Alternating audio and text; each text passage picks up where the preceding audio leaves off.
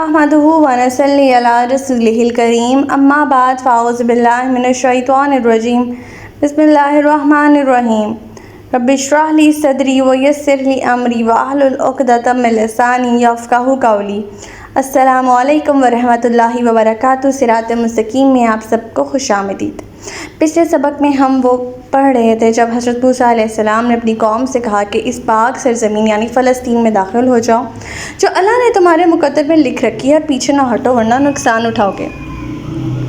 वो कहने लगे, मूसा वहाँ तो बड़े ज़ोर आवर लोग रहते हैं, जब तक वो वहाँ से नहीं निकल जाते हम वहाँ हरगिज़ ना जाएंगे। हाँ, अगर वो निकल जाए तो हम दाखिल होने को तैयार हैं। और जो लोग अल्लाह से डरते थे इनमें से दो आदमियों ने कहा कि जिनको अल्लाह ताला ने अपनी नेमत से नवाजा था, उन्होंने कहा कि इन हबारों के मुकाबले के लिए दरवाज़े में दाखिल हो जाओ क्योंकि ये तुम्हारे मुक़द्दर में फ़तह लिख चुकी है।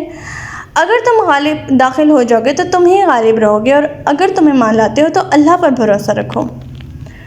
कौम कहने लगी कि जब तक वो हबार लोग वहाँ मौजूद हैं हम कभी दाखिल ना होंगे, लिहाजा तुम और तुम्हारा रब दोनों जाओ और इनसे जंग करो, हम तो यहीं बैठे रहेंगे। ऐसा जवाब दिया उन्होंने हज़रत मूसा अलैहिस्सलाम को। हज़रत मूसा अलैहिस्सलाम नहायत ही गमगीन और मायूस हो गए कौम का जवाब सुनकर और अल्लाह ताला से दुआ की कि ए अल्लाह, मेरा इख्तियार तो सिर्फ़ अपने आप पर और अपने भाई पर है, लिहाजा हमें इन नाफरमान और सरकश लोगों से दूर कर दे, हमारे दरमियान जुदाई डाल दे। हमारा आज का सबक आयत नंबर 26 से लेकर आयत नंबर 30 तक है। तो आज का सबक शुरू करते हैं। बिस्मिल्लाहिर्रहमानिर्रहीम। क़ाल फ़इन्नहा मुहर्रमातुन अलैहिम अर्बईन सनतन यतिहूना फ़िल अर्द वला तअसा अलल क़ौमिल फ़ासिकीन। अल्लाह ताला ने फरमाया, अब वो ज़मीन इन पर 40 बरस के लिए हराम कर दी गई है। इतनी मुद्दत ये लोग ज़मीन में मारे मारे फिरेंगे, लिहाजा ऐसे नाफरमान लोगों की हालत पर गम ना करना। अल्लाह ताला ने फरमाया कि ऐसी बुज़दिल और नाफरमान कौम, इनकी सज़ा ये है कि इनसे जो फ़लस्तीन की फ़तह और नुसरत का वादा किया गया था अब वो 40 साल तक मौखर कर दिया जाता है। इस 40 साल की ताख़ीर दरअसल इस बुज़दिली और पस्त हिम्मती की वजह से है। इतनी मुद्दत ये इसी जंगल में इधर उधर भटकते फिरें, घास खाएं, ज़िंदगी गुजारें इस जंगल में। इस 40 अरसे में इस कौम के जवान और बुज़दिल नस्ल मर खप जाए और जो नई नस्ल पैदा हो आज़ाद फ़िज़ाओं में परवरिश पाए, नरमी गर्मी बर्दाश्त करने की आदी हो और हिम्मत वाली हो। फिर वो लोग इस काबिल होंगे कि अगर इन्हें जहाद के लिए तरग़ीब दी जाएगी तो वो उठ खड़े होंगे। लिहाजा ए मूसा, इस कौम को जो ये इलाज के तौर पर सज़ा दी गई है, आपको ऐसे लोगों पर तरस नहीं आना चाहिए। आयत नंबर 27। वत्लु अलैहिम नबअ इब्नई आदम बिल हक़ इज़ क़र्रबा क़ुरबानन फ़तुक़ुब्बिल मिन अहदिहिमा वलम युतक़ब्बल मिनल आख़र क़ाल लअक़्तुलन्नक क़ाल इन्नमा यतक़ब्बलुल्लाहु मिनल मुत्तक़ीन। नीज़ आप इन अहले किताब को आदम के 2 बेटों का सच्चा वाक़या सुनाइए। जब इन दोनों ने अल्लाह के हुज़ूर कुर्बानी पेश की तो इनमें से एक की कुर्बानी तो कबूल हो गई और दूसरे की ना हुई। दूसरे ने पहले से कहा, मैं ज़रूर तुम्हें मार दूंगा। पहले ने जवाब दिया, इसमें मेरा क्या कसूर, अल्लाह तो सिर्फ़ परहेज़गारों की कुर्बानी कबूल करता है। बनी इसराइल का जहाद से इस तरह गुरेज करने का किस्सा बयान करने के बाद अब आदम अलैहिस्सलाम के 2 बेटों का किस्सा बयान किया जा रहा है। ये 2 बेटे कौन थे? हाबील और काबील। इनमें से काबील उम्र में बड़ा था, काश्तकारी करता था, जिस्म का कवी और तुंद मिजाज था। इसका छोटा भाई हाबील भेड़ बकरियां पालता और चराता था, नेक था, फरमाबरदार था और मुनकसिरुल मिजाज था। इन दोनों में किसी बात पर तनाज़ा हुआ और बिल आखिर काबील ने जुल्म और तशद्दुद की राह इख्तियार करते हुए अपने मज़लूम भाई को जान से ही मार डाला। यहाँ पर अगर हम पिछली आयत से इसे रिलेट करें तो यहूद भी मुस्लिमों के कत्ल में बड़े दलेर वाक़या होते थे, यहाँ तक कि उन्होंने अम्बिया को नहीं छोड़ा, अम्बिया को नाहक कत्ल करते थे। یعنی یہود قتل کی سازشوں اور ملزموں کو قتل کرنے میں بڑے دلیر واقع ہوئے تھے، مگر جب جہاد کا موقع ہے تو ایسی بزدلی دکھائی کہ اپنی جگہ سے ہلنے کا نام ہی نہیں لے رہے، جس کا یہ نتیجہ نکالا جا سکتا ہے یہ سب ان کا مکر و فریب ہے، ان کی چالیں ہیں۔ دور نبوی میں بھی مدینے کے یہودوں کی بالکل یہی صورتحال تھی۔ اب حابیل اور قابیل کا تنازع کس بات پر تھا؟ قرآن اس سوال کا جواب دینے سے خاموش ہے۔ البتہ تفاسیر سے یہ معلوم ہوتی ہے بات کہ آدم علیہ السلام جس لڑکی سے حابیل کا نکاح کرنا چاہتے تھے، قابیل یہ چاہتا تھا کہ یہ لڑکی اس کے نکاح میں آئے۔ اس کا یہ مطالبہ کیونکہ بے انصافی کی بنیاد پر تھا، لہٰذا اسے تسلیم نہ کیا گیا۔ اس سے قابیل بہت زیادہ طیش میں آ گیا، جس کا حل سیدنا آدم علیہ السلام نے یہ پیش کیا کہ دونوں اللہ کے حضور قربانی پیش کرو۔ جس کی قربانی کو آگ آ کر کھا جائے گی تو اس کی قربانی اللہ کے ہاں مقبول ہو جائے گی۔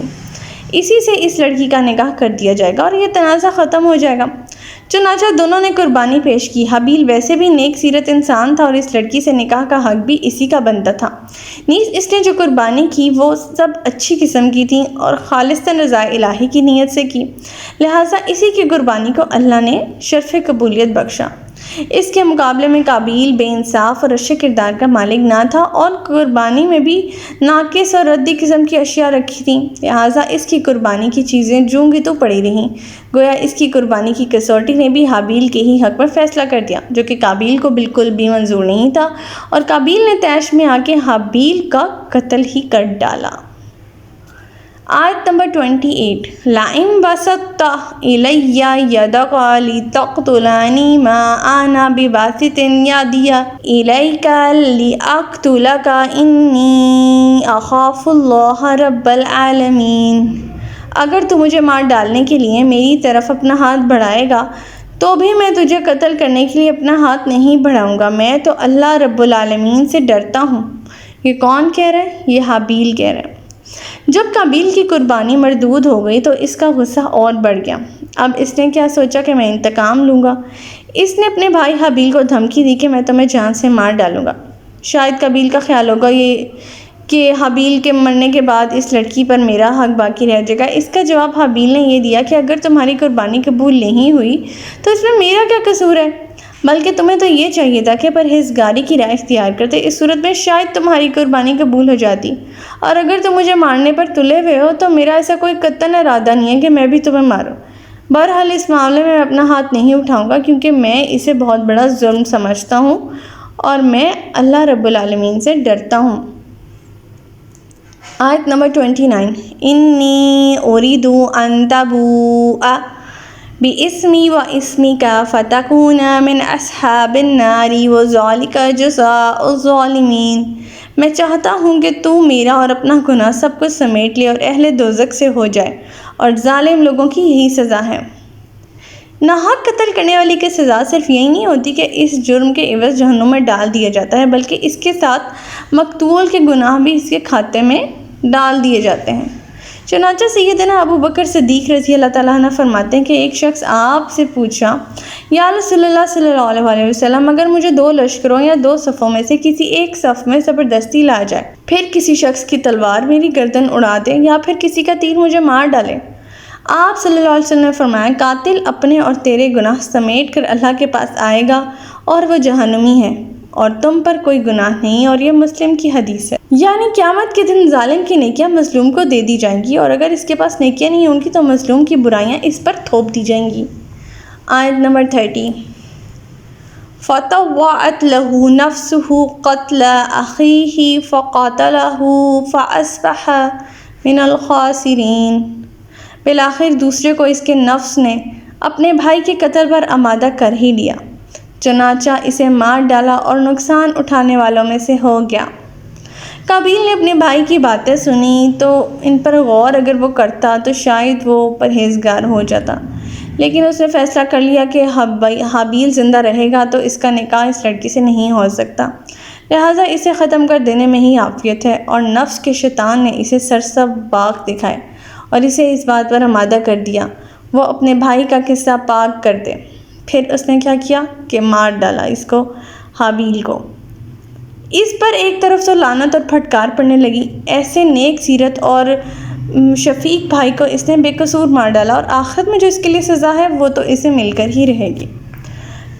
تو ہمارا آج کا سبق یہیں تک تھا۔ اللہ تعالیٰ سے دعا ہے کہ اللہ تعالیٰ قرآن پاک کے احکامات پر ہمیں عمل پیرا ہونے کی توفیق عطا فرمائے۔ اللہ تعالیٰ سے دعا ہے کہ اللہ پاک ہمیں ہدایت دے کہ جس کے بعد گمراہی نہ ہو۔ ربنا لا تزغ قلوبنا بعد إذ هديتنا وهب لنا من لدنك رحمة إنك أنت الوهاب سبحانك اللهم وبحمدك أستغفرك وأتوب إليك۔ السلام علیکم ورحمۃ اللہ وبرکاتہ۔